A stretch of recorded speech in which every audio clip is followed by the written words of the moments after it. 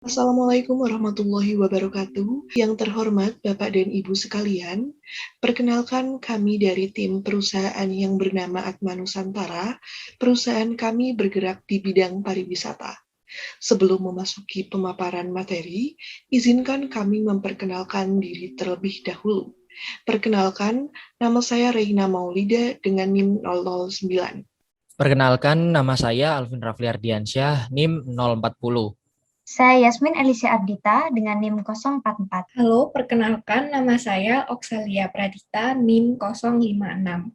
Perkenalkan, nama saya Iqbal Mailiyin, NIM 068. Perkenalkan, nama saya Maria Anya, NIM 078. Berikut ini sedikit gambaran mengenai perusahaan kami.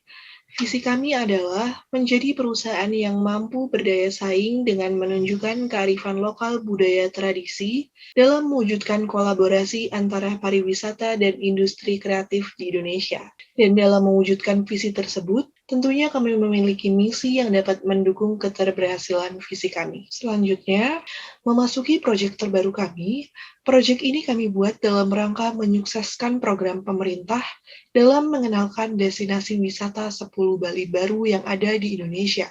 Satu langkah awal yang akan kami lakukan di dalam proyek ini adalah bekerja sama dengan pemerintah dan lembaga terkait untuk menyukseskan strategi 10 Bali baru ini. Oleh karena itu, sebagai perusahaan yang bergerak di bidang pariwisata, kami melihat adanya peluang yang menjanjikan atas proyek ini. Kemudian kami memberi nama proyek ini New Destination of Beautiful Indonesia. Penjabaran selanjutnya akan diteruskan oleh rekan saya. Perkenankan saya, Alvin, untuk menjelaskan tentang target konsumen dari perusahaan kami. Kami membagi target konsumen kami berdasarkan 3 karakteristik, yaitu usia, penghasilan, dan domisili. Yang pertama, berdasarkan usia, kami menargetkan konsumen kami pada masyarakat berusia 18-30 tahun atau kelompok milenial yang identik aktif dengan persebaran informasi di media sosial. Harapannya, kelompok milenial telah mengerti tentang program 10 Bali baru, sehingga ada kemungkinan mereka tertarik dengan program kami yang turut mendukung berkembangnya program 10 Bali baru. Kami menargetkan konsumen kami pada usia 18-30 tahun untuk mendapatkan promosi bisnis dan mencapai salah satu tujuan kami, yaitu menyebarkan budaya dan potensi pariwisata di Indonesia dengan memanfaatkan keaktifan mereka di media sosial. Lalu yang kedua, berdasarkan penghasilan. Kami menargetkan konsumen kami kepada masyarakat dengan berbagai sumber pendapatan dan penghasilan. Harapannya, kami dan konsumen kami bisa saling menyesuaikan keinginan dan budget terhadap produk-produk yang kami tawarkan. Dengan cara ini, kami bertujuan untuk menjangkau berbagai kalangan masyarakat. Lalu yang terakhir, berdasarkan domisili. Kami menargetkan konsumen kami kepada masyarakat dari kota-kota besar seperti Surabaya dan Jakarta. Ada banyak warga kota besar yang memiliki kebutuhan untuk berpariwisata. Padatnya kota akan membuat mereka untuk memilih mencari tempat liburan yang bersifat baru dan jauh dari hiruk-pikuk kota besar. Nah, keadaan seperti itulah yang kami harapkan sehingga kami menetapkan masyarakat kota besar sebagai target konsumen kami.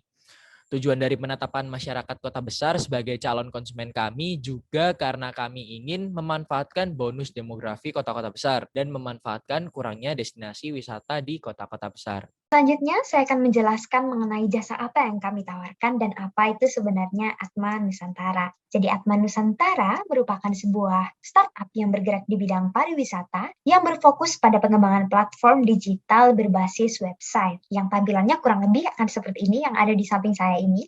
Kami sebagai perusahaan yang bergerak di bidang pariwisata memiliki program yang kami beri nama New Destination of Beautiful Indonesia. Salah satu langkah awal yang ingin kami lakukan di dalam program ini adalah bekerja sama dengan pemerintah untuk bersama-sama menyukseskan strategi 10 Bali baru ini untuk dapat dikenal oleh masyarakat sehingga diharapkan dapat meniru dampak ekonomi pariwisata yang sebelumnya sudah ada di Pulau Bali.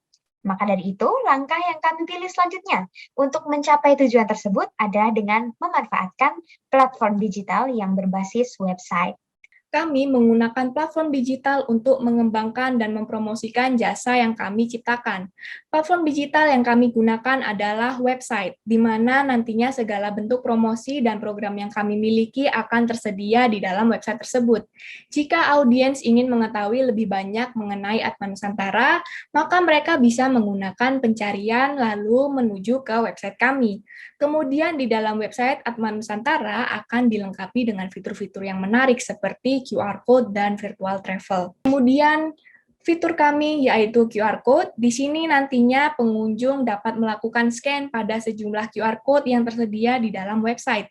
Pada QR Code tersebut, pengunjung akan diarahkan kepada beragam informasi seputar destinasi wisata yang termasuk ke dalam Sulu Bali Baru, informasi akomodasi untuk menuju destinasi wisata tertentu, dan berbagai hospitality yang ada pada suatu destinasi wisata. Selain itu, kami juga memberikan QR Code di mana pengunjung akan diarahkan kepada penawaran paket berwisata bersama kami. Pengunjung juga dapat memilih QR Code sesuai dengan informasi yang mereka inginkan dan butuhkan. Kemudian fitur kami yang kedua yaitu virtual travel. Di dalam fitur ini, sesuai dengan namanya, pengunjung dapat merasakan sensasi liburan dan mengunjungi berbagai destinasi wisata tanpa harus pergi ke tempat tujuan, melainkan hanya dengan gadget yang mereka miliki. Pengunjung juga dapat memilih destinasi sesuai dengan keinginan mereka. Kami sebagai perusahaan pariwisata merasakan adanya kesulitan mobilitas di tengah pandemi seperti sekarang dan cuaca yang tidak menentu yang sering terjadi pada akhir-akhir ini. Maka dari itu kami membuat sebuah terobosan dan alternatif yang diharapkan dapat memenuhi kebutuhan sekunder manusia, yaitu hiburan dan rekreasi untuk para pengunjung kami. Selanjutnya, saya akan menjelaskan tentang analisis SWOT. Yang pertama adalah strength, di mana perusahaan kami akan menjadi citra daerah tujuan dari daya tarik 10 Bali Baru. Dan yang kedua adalah upaya perlindungan warisan budaya dari pihak pemerintah dan swasta. Dan ketiga adalah promosi yang kita berikan lebih kekinian dengan menggunakan website dan juga sinema digital dan penggunaan fasilitas yang bisa dijangkau secara online. Selanjutnya adalah weakness, di mana 10 Bali Baru sangat awam bagi banyak orang, dan penggunaan fasilitas serta pembayaran yang secara online masih juga kurang familiar, dan juga kesalahan dalam penggunaan website. Selanjutnya adalah opportunities, di mana pengembangan wisata ini menyajikan kemudahan dalam mengakses dan memperlihatkan tradisinya, memberikan tempat bagi pengrajin lokal untuk mengenalkan keunikan tempat tersebut dan meningkatkan kemampuan pengetahuan pariwisata. Dan selanjutnya adalah threat, di mana gangguan keamanan website seringkali terjadi sehingga data pengunjung sangat rawan, serta perubahan budaya dan masalah sosial juga terkait kecanggungan sosial, dan yang terakhir adalah persaingan dan kemunculan startup yang sama dengan perusahaan kami. Saat ini saya akan menjelaskan mengenai pihak eksternal yang berhubungan dengan bisnis kami. Yang pertama ada masyarakat, di mana masyarakat ini berfungsi sebagai konsumen yang menjadi target sasaran dari bisnis kami. Yang kedua ada pemerintah. Karena kami bergerak dalam bidang pariwisata, maka kami akan menjalin relasi dengan Dinas Pemuda Olahraga dan Pariwisata yang berdomisili di setiap destinasi 10 Bali Baru.